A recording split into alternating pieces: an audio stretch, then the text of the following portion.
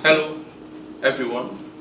I'm Rashid Doumbouya, an international human rights advocate and public defender from Sierra Leone. Today, I am motivated to speak up against the world's isolationism attitude and hysteric reactions to nations that are presently plagued with the Ebola disease. I will begin my message by asking a simple rhetorical question. Has the Ebola epidemic transcended into an epidemic of hate, hysteria, and racism? As I speak on this salient subject today, over 6,000 Africans have died and over 8,000 are currently affected with the Ebola virus, whilst hundreds of people have died of the disease, a good number of them being women and children in West Africa. The scale of the impact on socioeconomic life has just been unbearable. Virtually everything is at a standstill in these countries. Schools and universities have been closed for months now, and so also is import, export trade, and economic investment. However, with the outbreak of the Ebola in the United States of America in recent times, we have witnessed an upsurge of reactions in policies and laws from especially among developed nations against countries and citizens from Ebola-affected areas and regions.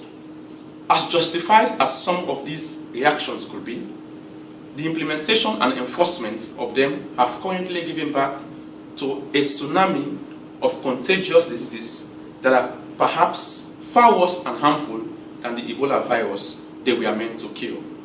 Today, far more contagious than Ebola is the development of a new virus of hysteria, hate, racism, and ignorant discrimination that immigrants in general and Africans specifically who are coming from among affected countries are currently enduring in the world.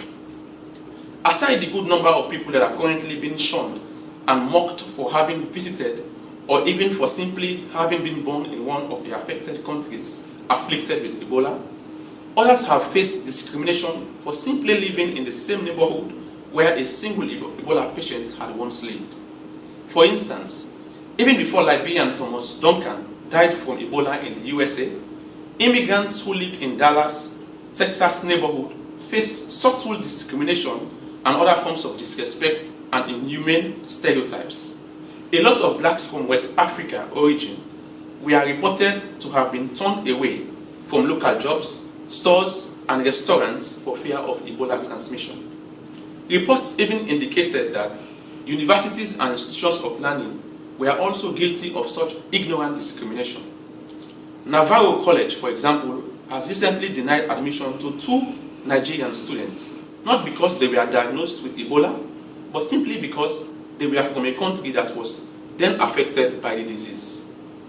Though Nigeria had done a great job in containing the virus, it may perhaps be too late for Navarro College to overturn its blatant act of discrimination and denial of the rights to education of the 2 poor, innocent Nigerian chaps into their academic institution.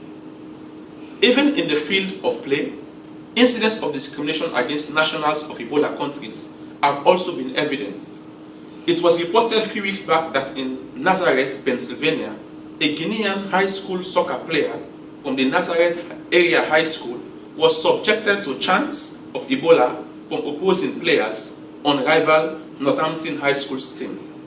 The Ebola chant and ridicule even left this black African chap in tears.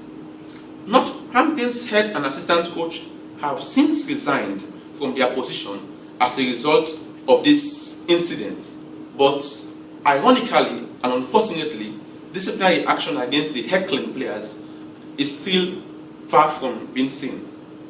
In another display of hysteria, a few parents in Mississippi were reported to have even pulled their children from a middle school after discovering that the school's principal returned from a trip in Zambia, a country which ironically happens to be nowhere close to the Ebola outbreak or affected regions. Furthermore, Liberia's immigration population in Staten Island, New York, reportedly the largest Liberian community outside of Liberia, has also been a subject of ignorant discrimination because of the Ebola outbreak that has occurred back home in their country. One Liberian from the community was reported to have even remarked, quote, "When they see you are African, they are kind of afraid to even shake your hands, you know, or talk with you, or even come close to you," end of quote. But such racial embarrassment, hysteria, and discrimination has not just been akin to the USA. Even countries in Africa and other parts of the world have been reputed to have responded in like terms. For instance, the Sierra Leone national football team were denied entry into Seychelles for a football match that was scheduled to take place between the two nations for fear that they might export the Ebola virus into the country. In another episode, the same Sierra Leone football team also had to concede to play both of its matches in Cameroon because the Cameroonian national team did not agree to go to Sierra Leone for their return leg for fear of being contaminated with Ebola. There are even calls from the slated host of the African Cup of Nations, Morocco, to postpone this year's African Nations Cup or give it to another host for fear of the Ebola virus spreading into their country. Hajj pilgrims from Sierra Leone were also not allowed to travel to Saudi Arabia this year to perform their Hajj ceremony in fears that they might spread the virus into the country. More negative still, following the transporting of the Ebola virus to the USA by Liberian Duncan, there are apparently flagging and unconfirmed reports of a lot of abuses and hysteria going on in airports and border posts, especially in Western nations, by immigration authorities with regards to their screening of Africans that are coming from Ebola-affected countries and regions. Some consular offices have even publicly expressed their position with respect to the granting of visas and residence permits to countries and citizens that are affected by the disease. Countries like Rwanda, Kenya, South Africa, etc., have been reputed to be tough on these matters. Today, a good number of flights have also suspended their operations indefinitely to and from these affected countries and regions. Britain, France, Kenya, the Gambia have fundamentally been guilty of this flight isolationism approach, notwithstanding the debilitating economic consequences that is presently befalling the economies of these underdeveloped countries. As genuine and as justifiable some of these actions might be, it is important to emphasize the point that because of the exaggerations that are usually characterized and underlie their enforcement, there is a high likelihood and probability for hysteria, ignorant discrimination, and racism to be born out of these isolationist actions and policies. President Obama and the CDC Director, Tom Frieden, amidst immense pressure from Congress, have done their best to try and combat this sort of hysteria with cogent facts and arguments. President Obama, in his weekly White House address to the US public, has openly remarked, I quote, "We don't want to isolate parts of the world or people who are not sick with the virus, because that's going to drive patients with Ebola underground and making it more difficult, if not impossible, to address the outbreak," end of quote.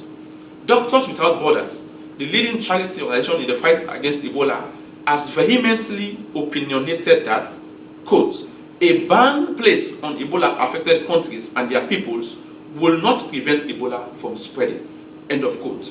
WHO have also warned of the economic collapse that may engulf Ebola-affected nations due to the suspension of flights to and from these countries. As an alternative and precautionary measure, the World Health Organization have openly called for states and airlines to be more robust on border and airport screenings and temperature monitoring and check-ins, rather than practicing isolationist attitudes and tendencies to these countries. This is the kind of message that the world needs to hear now, especially as the Ebola virus continues to spread across frontiers. As justifiable and understandable as these fears might be, it is vital for people and states in safer regions to be rational in their response to peoples from affected Ebola countries and show a great deal of empathy and magnanimity towards their predicament situation. Enforcing stereotypes against African peoples, making racist chants, discriminating against entire neighborhoods, nations, regions, and isolating whole countries will only create unnecessary divisions and tensions in a world and further incentivize distrust and dishonesty and disunity around a global health problem that requires a unified response.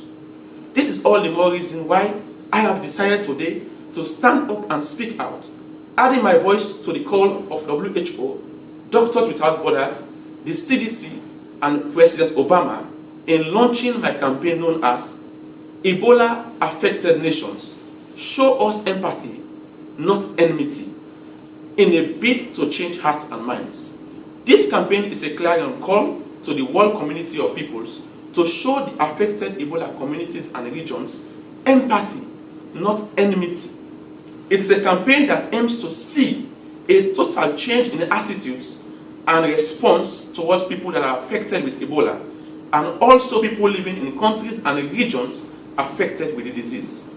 In totality, the campaign fundamentally aims to achieve an outcome that is more rational and humane towards countries that are presently plagued with the virus.